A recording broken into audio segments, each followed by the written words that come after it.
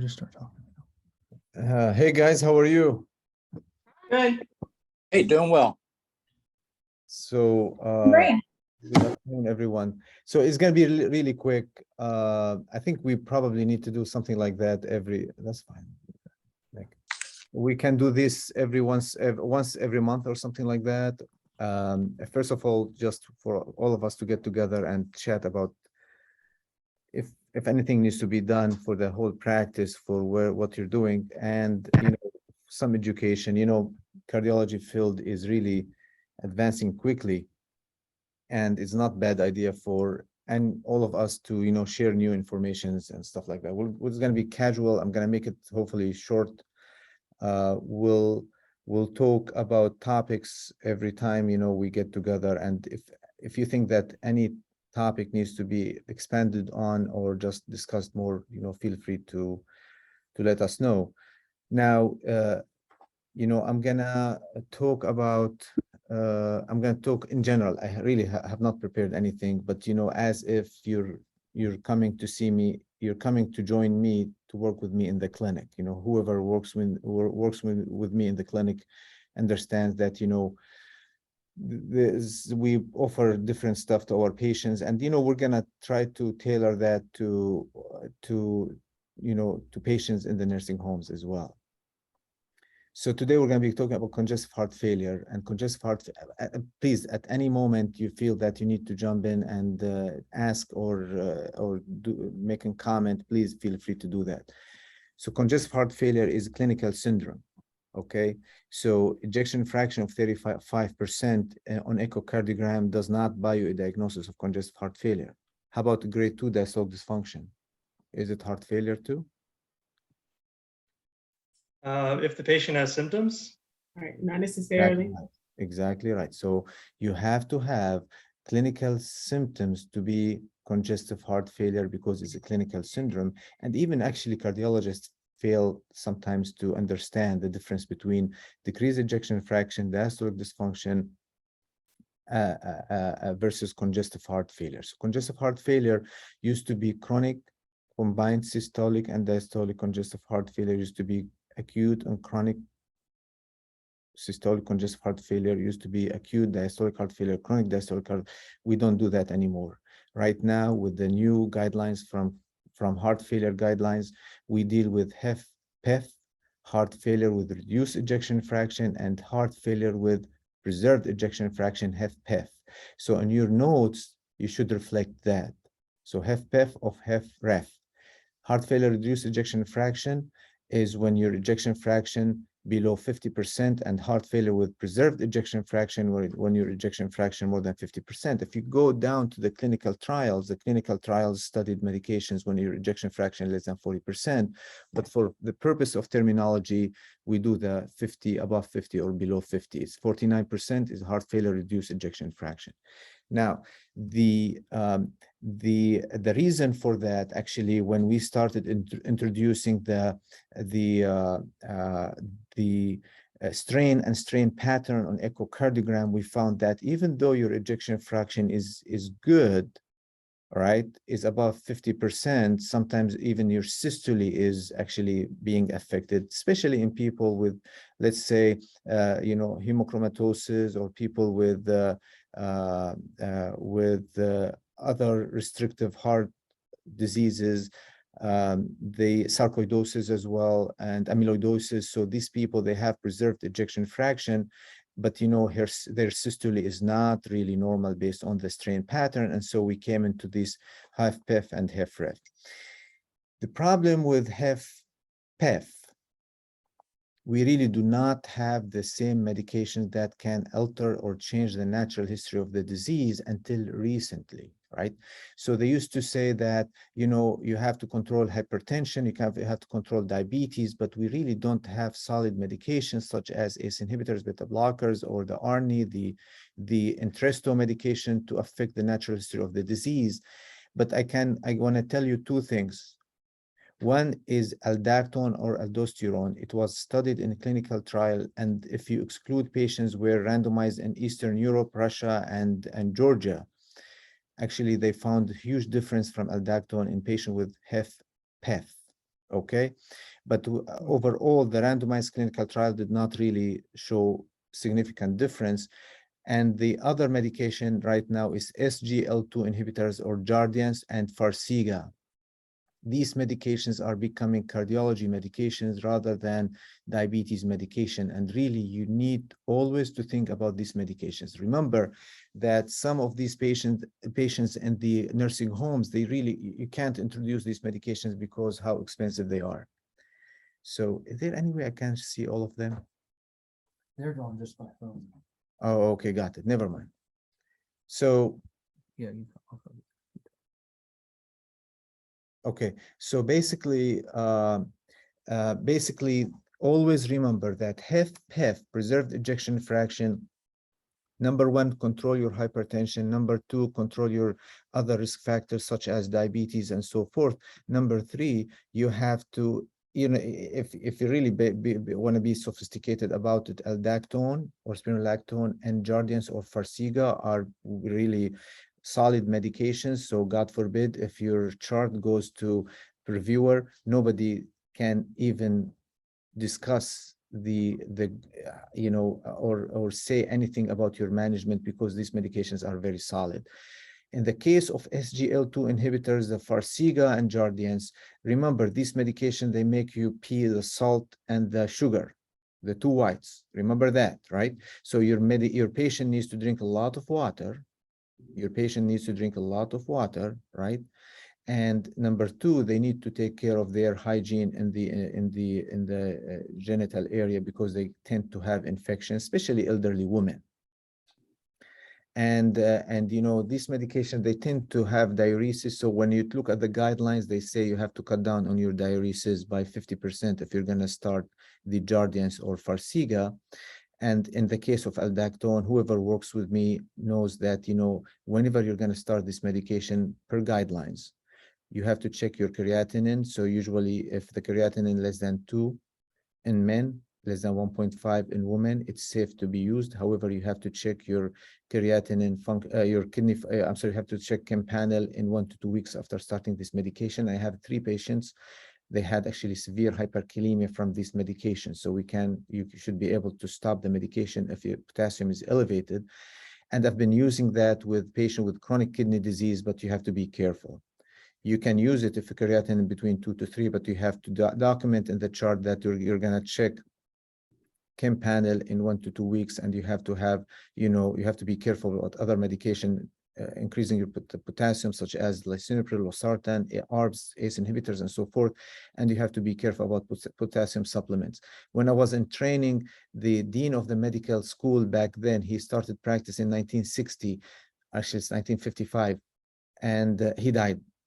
But he used to say that, people die in the hospital. The number one death, iatrogenic death, is not really procedure complications. It was hyperkalemia and, continuation of potassium intake back in the day.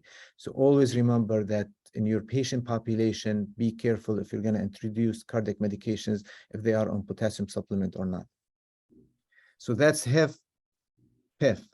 Diuresis is up to you, whatever you want to use. I can tell you that furosemide is just, the absorption is just variable. Torsemide is much more reliable.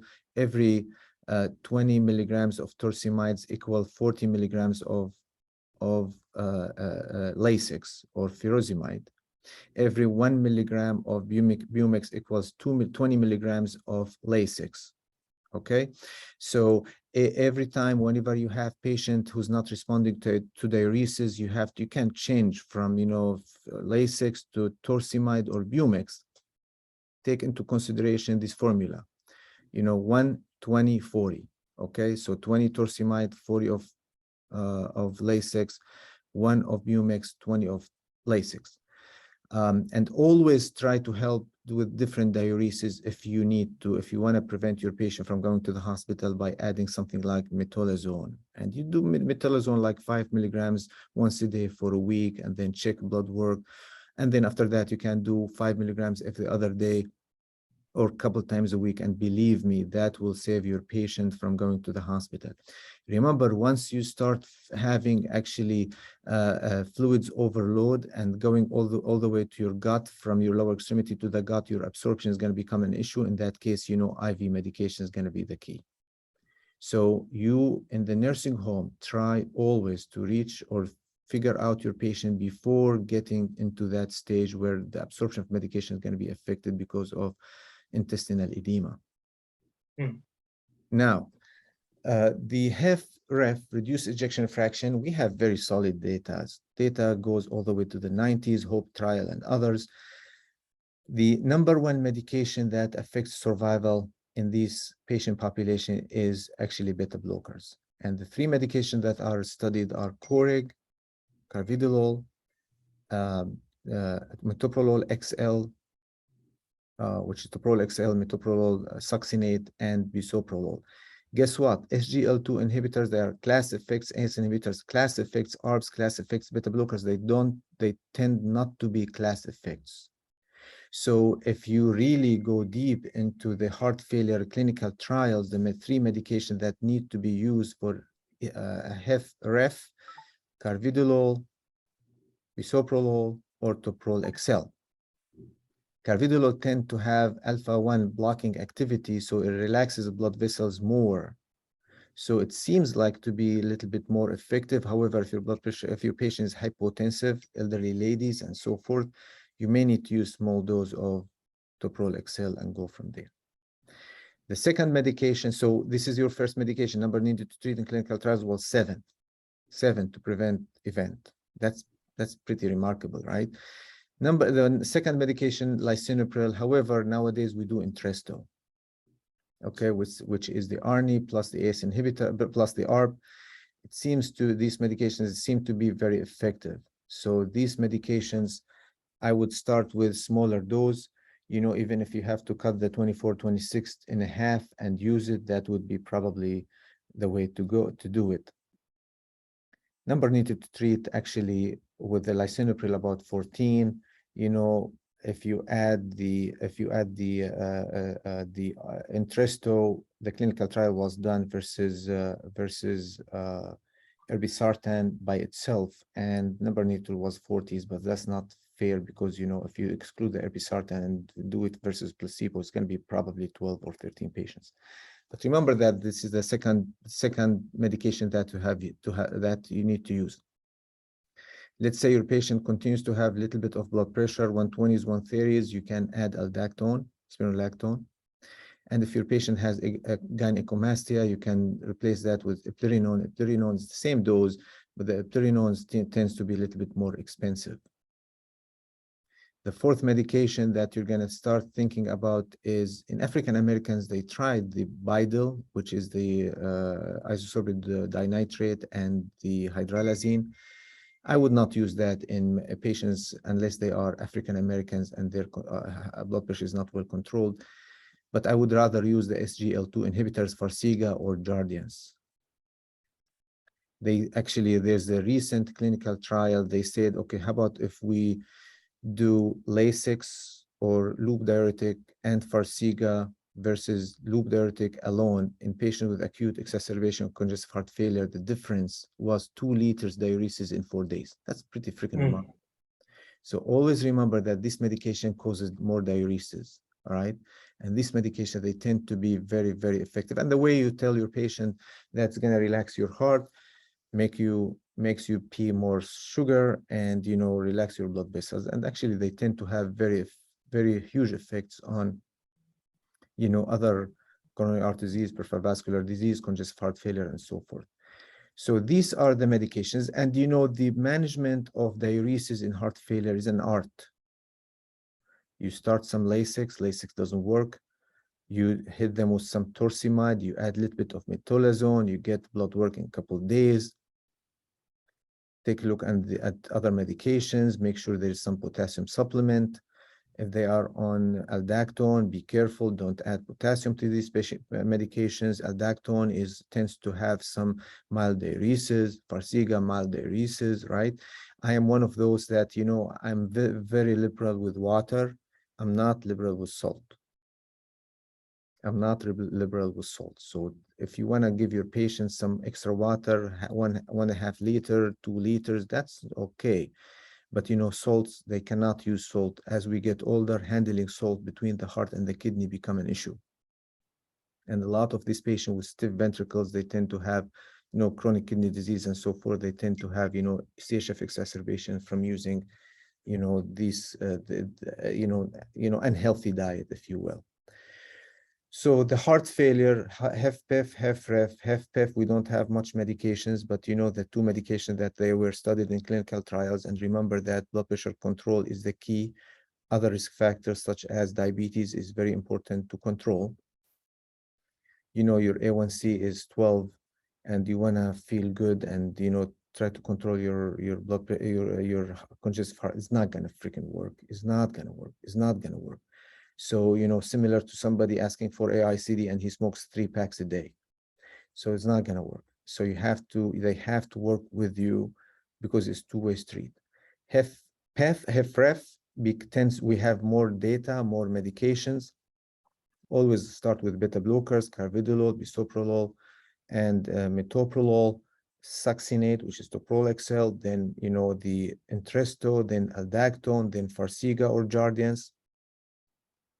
And, you know, having blood pressure on the lower side, little bit, you know, between 100 to 120, that's okay if you have pump failure. You know, your ventricle is not strong enough to really give you enough enough blood pressure. We always be delighted if the hypertension is there when you have HFrEF, because you can add medication when your heart failure, when you have HFrEF with the blood pressure on the lower side, is going to be an issue. But always remember, beta blockers, Entresto, aldactone, and then Farxiga or Jardiance, which are SGLT2 inhibitors. You know, in your patient population, your ejection fraction less than 35%, AICD is indicated. If you have optimal medical management, you remember that QR's duration should be more than 20 or 120 to 130 milliseconds to qualify for BIV AICD. I doubt that in patients with nursing homes, you have to worry about stuff like that. Most of the time, these patients either, you know, half dead or they have very, you know, small chance of survival down the road. And these devices might not be indicated. Your job is to prevent your patient from going to the hospital and, you know, provide little bit reasonable functional capacity and quality of life. So, any questions? Yes, Dr. Ibrahim. So I have a lot of nursing home patients who are kind of in that intermediate stage 2 or 3 kidney disease. Yep. And everything I've read says that those patients need tighter control of blood pressure. But True. then there's also issues in selecting the medication because, you know, ACEs or ARBs can precipitate AKI or cause hyperkalemia more likely. Same thing with the MRA. So I don't know if you have a general kind of Yes. So way in to- art of medicine, let me tell you something. The art of medicine, remember that you got to individualize therapy. And in medicine, we do intervention and we check the intervention if it's going to work or not. There's no big deal if you, I mean, these primary care physicians, they really don't understand. Either you get it or you don't get it.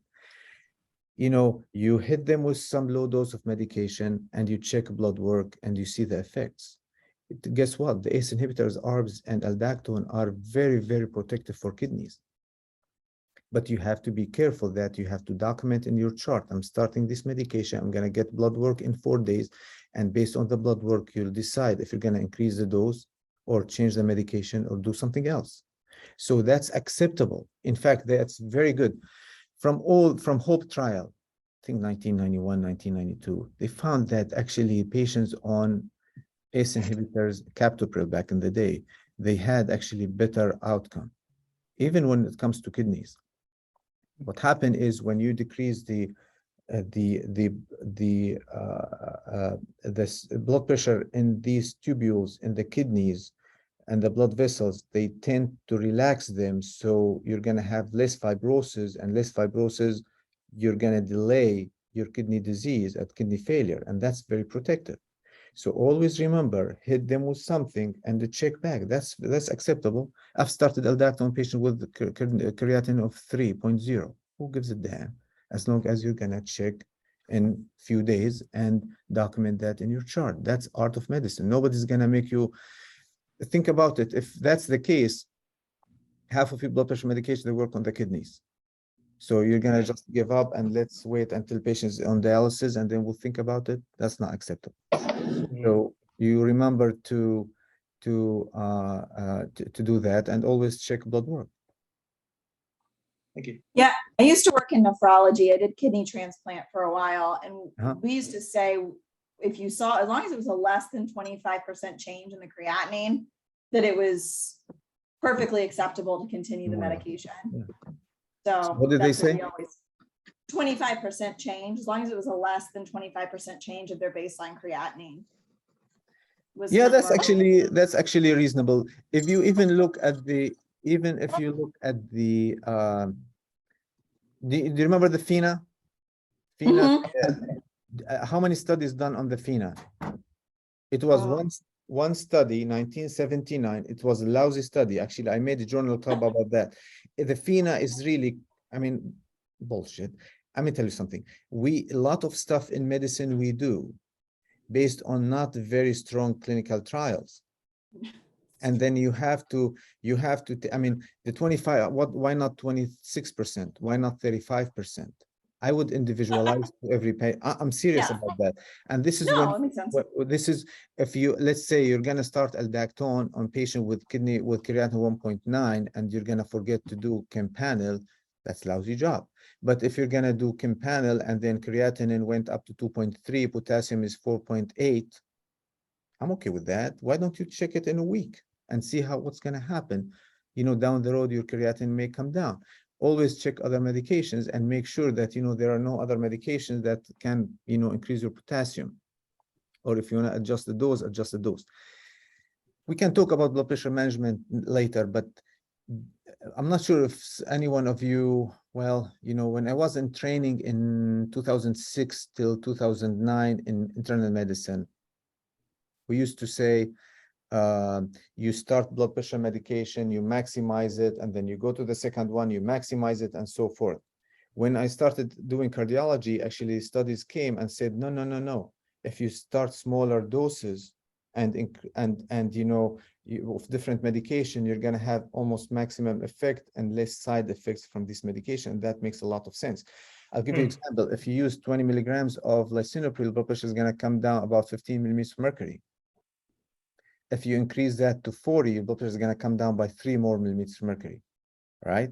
So that's always remember, multiple medications, patient might hate it, but it is what it is. This is how medicine works. You multiple medications and you increase, you know, a little bit gradually, but, you know, don't use higher doses of medications if you can, because you get more side effects and less effects of these medications.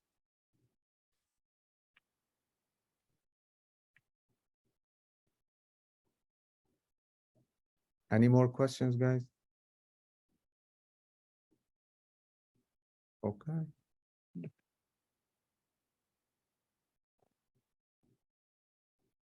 All right, so we'll do another, what do you want to talk about next time? We should do AFib. All right, we can do that. Okay, so we'll do AFib. I'll have Nick reach out to you guys and then we'll chat about AFib. And if you have other questions in the meantime, text me or you know, we always have, you know, significant changes in medicine and we really need to be up to date.